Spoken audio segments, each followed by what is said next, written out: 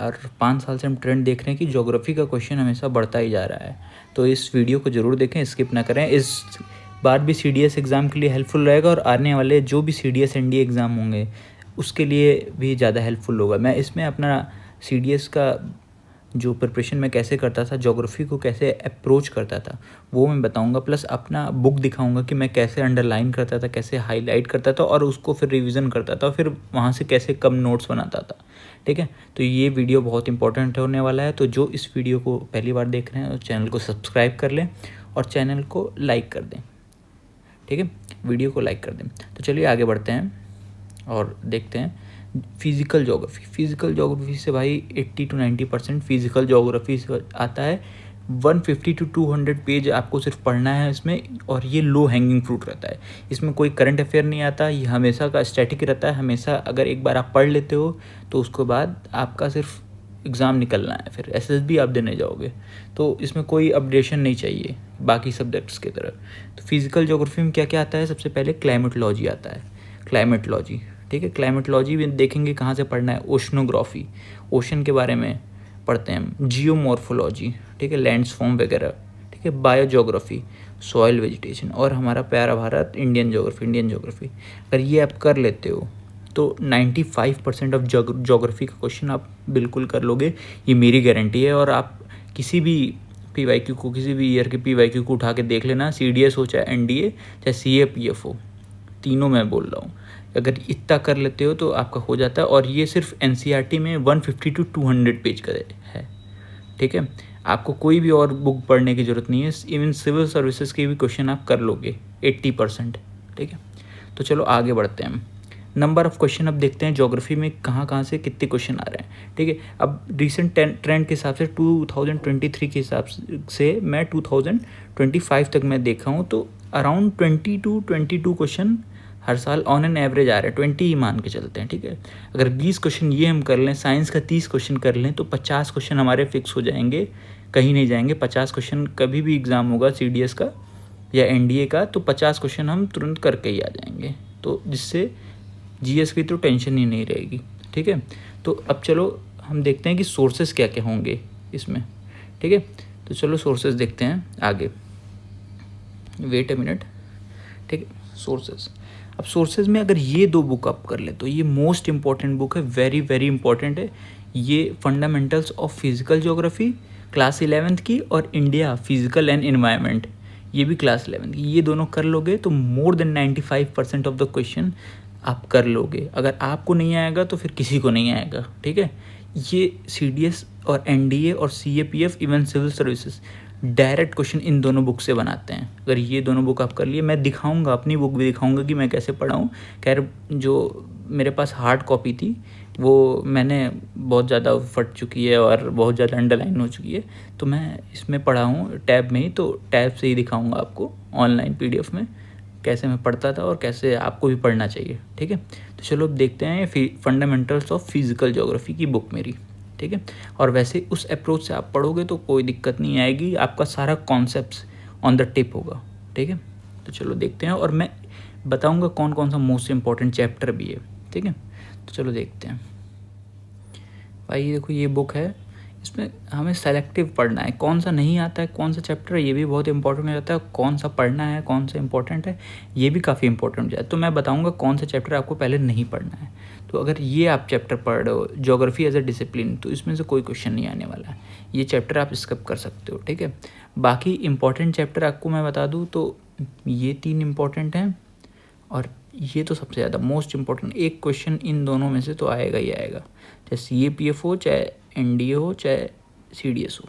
ठीक है, तो एक क्वेश्चन इन दोनों में से आता है, और ये आपका ये पढ़ लेते हो आप 3 चैप्टर, और ये आप ऑलमोस्ट 126 पेज तक अगर आप पढ़ लेते हो तो आपका फिजिकल ज्योग्राफी का ओशनोग्राफी, मैं लिख दे रहा हूँ, ओशनोग्राफी, जियोमॉर्फोलॉजी,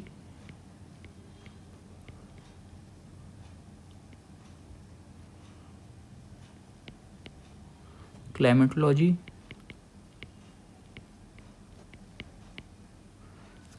ये तीनों कवर हो जाएंगे। ठीक है, और बायो ज्योग्राफी, इंडियन ज्योग्राफी वो दूसरी बुक्स में होगा। ठीक है।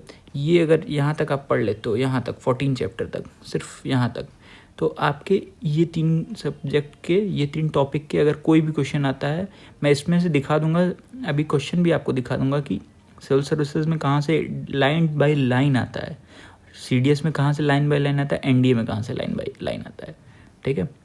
तो चलो मैं दिखाता हूँ मैं कैसे पढ़ता था। पहला चैप्टर अगर नहीं आ रहा है तो भाई मैं छूता तक नहीं हूँ, क्योंकि हमें PhD नहीं करना है, हमें सिर्फ एग्ज़ाम क्लियर करना है, ठीक है। तो पहला चैप्टर मैं नहीं पढ़ा हूँ, आज तक नहीं पढ़ा हूँ मैं फर्स्ट चैप्टर, ठीक है। मुझे पता है कि ये नहीं आता, क्या छोड़ना है क्या पढ़ना है, ये बहुत इंपॉर्टेंट जाता है सिलेक्शन। अब सेकंड चैप्टर हमारा द अर्थ पार्ट है इसका, origin and evolution of earth, ठीक है। अब इसमें क्या आता है, नेबुलर हाइपोथेसिस, ये सब कॉन्सेप्ट हो गए, और ये कौन दिया था, ये क्या है, ये सब आ जाते हैं, ठीक है। Big bang theory, Edwin Hubble. तो जो इम्पोर्टेंट है मैं 1-2 बार पढ़ लेता था बुक, और फिर उसके बाद जब रिवीजन करना होता था तो बस जो अंडरलाइन किया है या जो मैंने हाईलाइटेड किया वही पढ़ता था, ठीक है। अब मुझे अगर पढ़ना होगा the origin and evolution of earth में, तो सिर्फ मैं अंडरलाइन पार्ट पढ़ूंगा कि हाँ इमैनुएल कांट जो थे नेबुलर हाइपोथेसिस दिए थे, नेबुलर हाइपोथेसिस क्या है, ठीक है। इसके बाद मैं आगे बढ़ जाऊँगा, मैं समझ गया हूँ कि हाँ क्या लिखा है, 2-3 बार पढ़ लिया हूँ तो, ठीक है। और उसके बाद बिग बैंग थ्योरी क्या था, एडविन हब्बल ने दिया था, बिग बैंग थ्योरी क्या है ये मुझे पता है, ठीक है। तो मैं आगे बढ़ जाऊँगा, ठीक है। तो इससे मैं 2 से 3 घंटे में पूरी बुक ख़त्म कर देता था, ठीक है। अगर 1-2 बार आप पढ़ लोगे तो 2 से 3 घंटे आपको लगेंगे ये पूरे, सिर्फ मैं हाईलाइट किया हूँ, आप देख सकते हो, मैं आपको करके दिखा दे रहा हूँ, देखो। डायरेक्ट सोर्स क्या होता है अर्थ के इंटीरियर में, इनडायरेक्ट सोर्सेज क्या होता है, ठीक है। ये सब आप अगर देख लो, ये क्वेश्चन आ जाएगा, which among the following is indirect source, which among the following is indirect source. तो मैं सिर्फ वही अंडरलाइन किया हूँ। ये कैसे आपको पता चलेगा क्या इंपॉर्टेंट है, ये आपको PYQ करने से। डायरेक्ट सोर्सेज का क्या इंपॉर्टेंस है, डायरेक्ट सोर्सेज कौन कौन से होते हैं, वोल्केनिक इरप्शन और डीप ओशन ड्रिलिंग प्रोजेक्ट, ठीक है। तो ये सब जो होते हैं वो डायरेक्ट सोर्सेज होते हैं।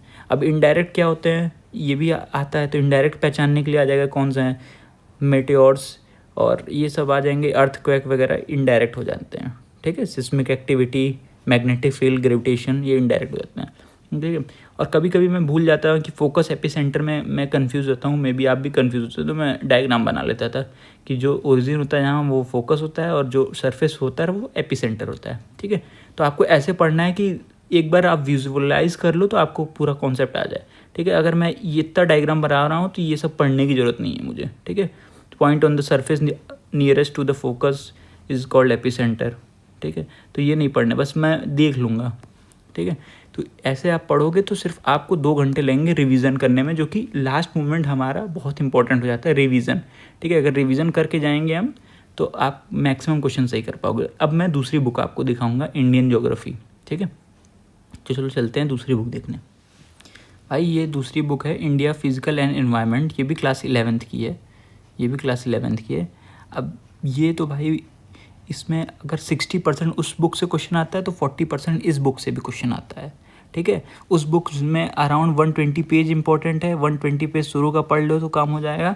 इसमें तो सिर्फ 70 पेज अराउंड इंपॉर्टेंट है, अगर 70 पेज पढ़ लो तो काम हो जाएगा। टोटल कितने हो गए, 190, 200 मान लेते हैं, ठीक है, 200 मान लेते हैं। अगर 200 पेज पढ़ ले 190 से 200 तो ज्योग्राफी का काम आपका सॉर्टेड है, ठीक है। अब यहाँ से इंडिया, ये यहाँ से लेकर आप सिर्फ यहाँ तक पढ़ लो। नेचुरल हज़ार्ड एंड डिज़ास्टर भी इंपॉर्टेंट है, पढ़ लेना 1-2 बार, बट मोस्ट इम्पॉर्टेंट यहीं से क्वेश्चन आएंगे, ठीक है। अगर यहाँ तक आप पढ़ लेते हो और वो पढ़ लेते हो तो आपका ज्योग्राफी का 20 क्वेश्चन आपका कंफर्म है, 20 क्वेश्चन आपके पक्के हैं, कहीं से भी आपका गलत नहीं होगा। अगर आप PYQ उठा के देख लो, टॉपिक पे जाना और इस बुक को खोल लेना, सारे क्वेश्चन इस बुक्स पे लाइन बाय लाइन होंगे, ठीक है। तो ऐसे आप पढ़ोगे, अंडरलाइन करो जो मोस्ट इम्पॉर्टेंट है।